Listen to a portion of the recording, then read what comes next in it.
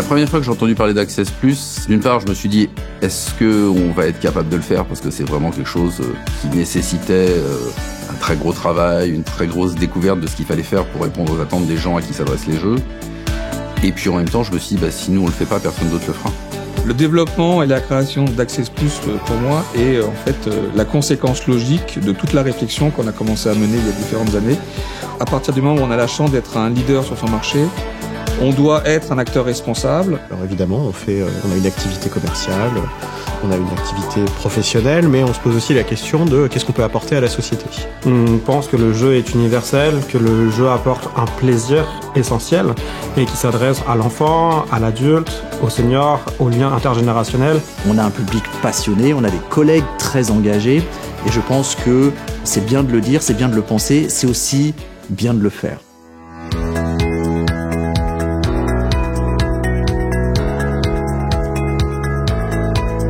Asmodee Research a été créé en 2018 par Asmodee pour initier notre volonté de s'engager sur des sujets sociétaux, comme l'éducation, la santé ou encore le soutien à la recherche. Il y a des dimensions qui sont développées lorsqu'on joue à un jeu.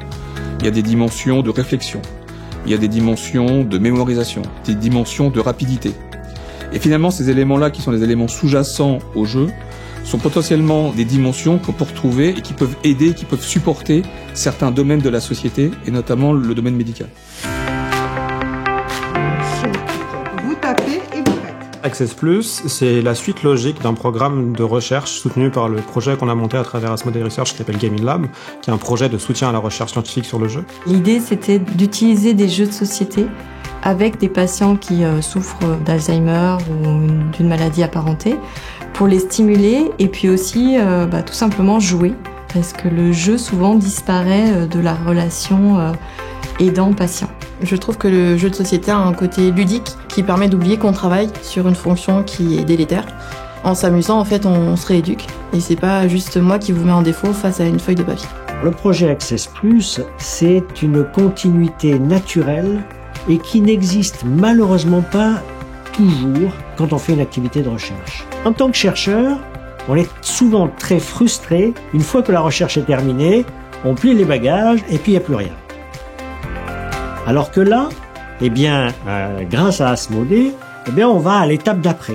On va permettre à des gens qui, jusqu'à présent, bricolaient en utilisant des jeux dans des applications qui n'étaient pas pensées initialement pour ces jeux, et on va leur donner plus d'outils pour accompagner ces personnes qui ont des besoins spécifiques ou qui ont des difficultés cognitives. Bien. Bien. Ouais. Je m'envole. Asmodee nous a proposé différents types de jeux. Comme moi, je travaille auprès de patients qui présentent des troubles neurocognitifs majeurs et essentiellement la maladie d'Alzheimer pour la plus connue. On a déjà fait un choix entre qu'est-ce qu'ils sont capables de faire et qu'est-ce qu'ils ne sont pas capables de faire en fonction des capacités résiduelles qu'ils ont. La sélection des jeux Access Plus se fait parmi les jeux phares d'Asmodee, tout d'abord sur les fonctions cognitives qu'ils sollicitent et ensuite sur leur potentiel d'adaptation. Aujourd'hui, la gamme Access Plus a été lancée avec 3 jeux adaptés de jeux du studio Zygomatic qui sont Double, Cortex et Timeline. Quand j'ai vu cette collection-là qui allait possiblement voir le jour et qu'on me demandait ma collaboration, je me suis dit, enfin, une collection de jeux qu'on va pouvoir penser comment on peut faire pour s'amuser, pour aller travailler certains processus bien précis. Access Plus se trouve justement au carrefour de 3 disciplines, la recherche scientifique, la création de jeux et justement la connaissance des utilisateurs pour concevoir des produits et des jeux qui sont vraiment faits et adaptés pour chacun, quelles que soient ses conditions. Le projet d'Access Plus correspondait vraiment aux problématiques de terrain que j'identifiais très souvent. Nous, on va former les professionnels qui utilisent le jeu auprès des personnes présentant des troubles cognitifs, mais souvent, il nous manque un petit peu des jeux complètement adaptés. Je trouvais que cette collaboration était à la fois intéressante pour mon activité professionnelle, mais surtout pour les destinataires, que ce soit les aidants, les professionnels ou les potentiels joueurs.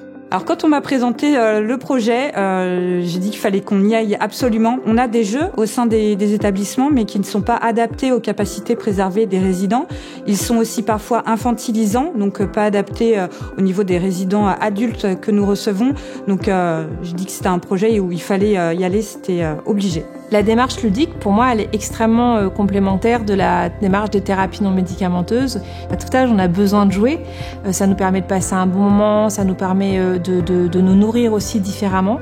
Et puis en fait, la thérapie non médicamenteuse, ça va vraiment venir répondre à un besoin d'une sollicitation, donc peut-être cognitive, fonctionnelle ou comportementale.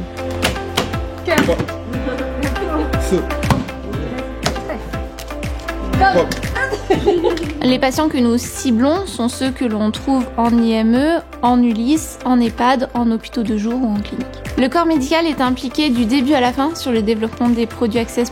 Nous choisissons ensemble les jeux à adapter, puis nous travaillons ensemble sur les modifications à faire. Évidemment, ils nous aident sur les tests et ils utiliseront ensuite le jeu dans leur pratique quotidienne. On a eu l'opportunité avec Asmodée de dire ce qui nous gênait dans le jeu tel qu'il existe dans la version standard et de pouvoir les modifier pour que nos patients puissent y avoir accès. Avoir un jeu en face de nous ne suffit pas à faire advenir une situation de jeu. Il faut que ce jeu qui est en face de nous soit adapté à la fois aux compétences, aux désirs, mais aussi aux besoins des joueurs. Il est important d'adapter certains contenus pour répondre à différentes problématiques, donc différents besoins. Certaines difficultés sont immédiates, par exemple les règles qui sont trop difficiles ou bien le design qui n'est pas adapté, certaines couleurs, certaines formes, certains symboles ne sont pas correctement interprétables par les patients. Il faut prendre en compte l'aspect moteur, que tout le monde puisse prendre les cartes ou prendre des pièces. Parfois, c'est au niveau du stress.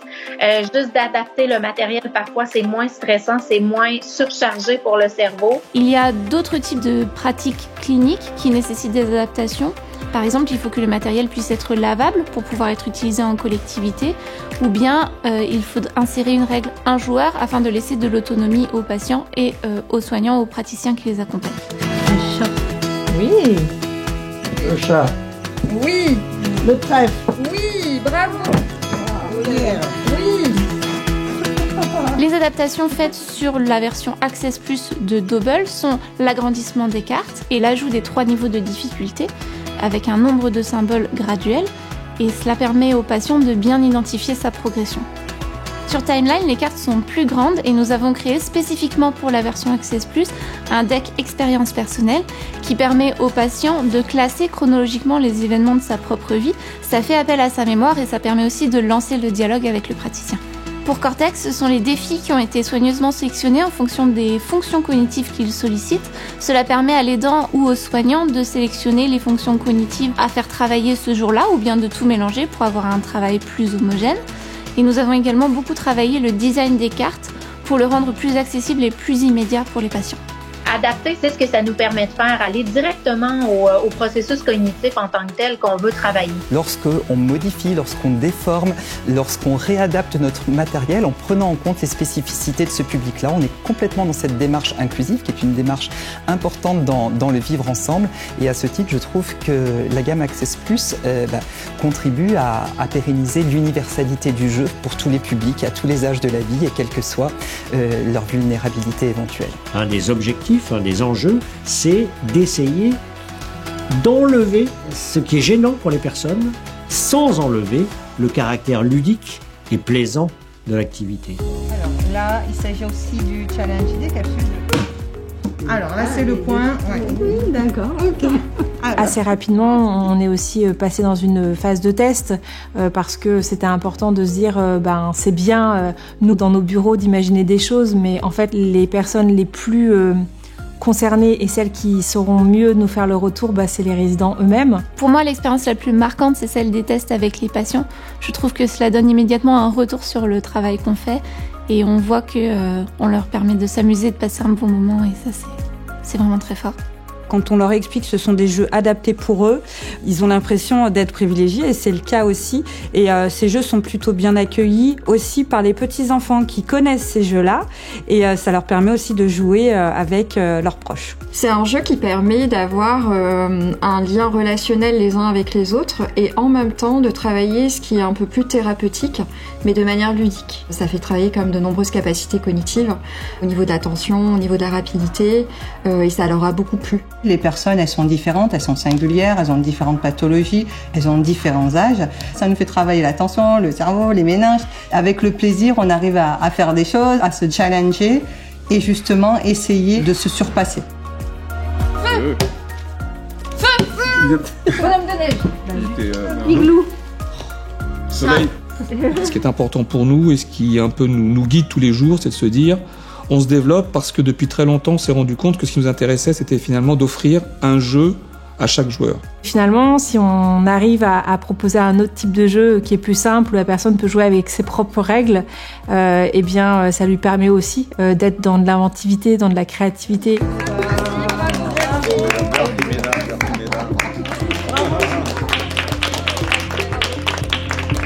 Le développement de la gamme Access Plus a été un travail de longue haleine avec de nombreuses personnes qui se sont impliquées. Et on n'a qu'une seule hâte, c'est de voir les produits arriver et de pouvoir rendre le plaisir de jeu à tout à chacun. C'est un aboutissement de voir que, à partir des idées, de ce qu'on a rêvé et de ce qu'on a travaillé ensemble, on arrive à quelque chose qui soit diffusé au grand public.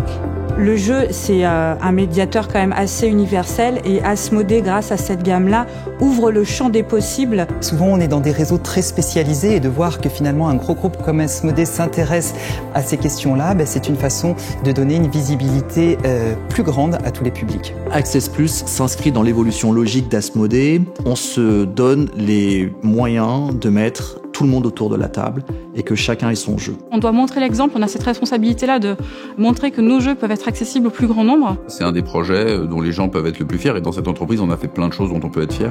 Merci mesdames d'avoir bien voulu jouer avec moi. C'était très bien, on recommencera.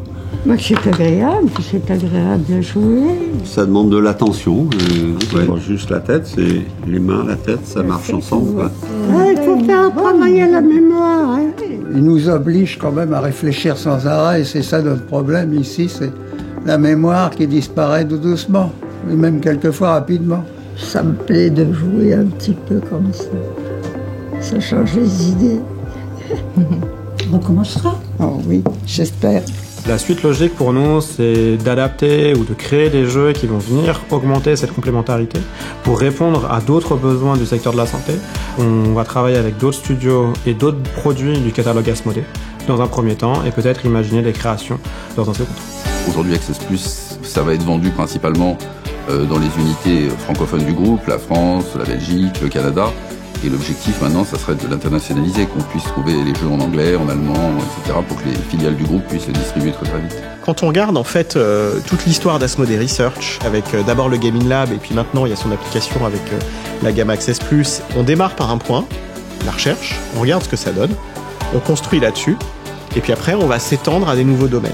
On a encore plein de champs des possibles à explorer, plein de formes d'engagement sociétal, rendu possible par l'organisation Asmodée Research pour le groupe Asmodée pour les décennies futures.